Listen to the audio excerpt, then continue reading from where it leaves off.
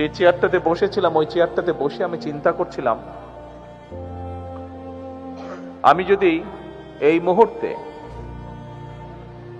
আমার মাকে যদি জিজ্ঞেস করতে পারতাম, মা, গত 17 বছর আপনার উপরে যে মানসিক এবং শারীরিক নির্যাতন হয়েছে, আপনি কি চান আমি তার প্রতিশোধ নেই?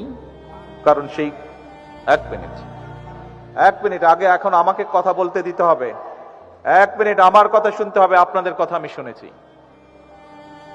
আমি যদি আমার মাকে জিজ্ঞেস করতাম যে আপনি কি চান আপনার সাথে যে অবিচার অন্যায় হয়েছে তার প্রতিশোধ আমি নেই, কারণ সেই প্রতিশোধ নেবার ক্ষমতা আল্লাহ রাব্বুল আলামিন আমাকে দিয়েছেন।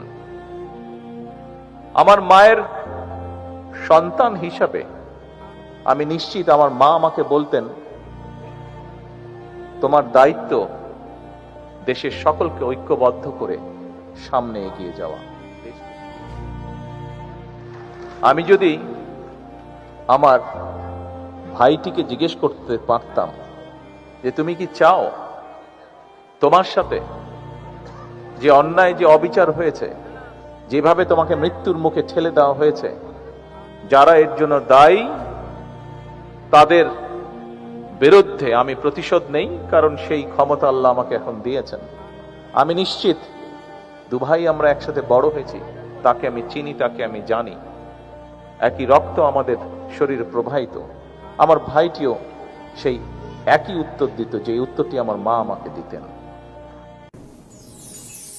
Open media cell.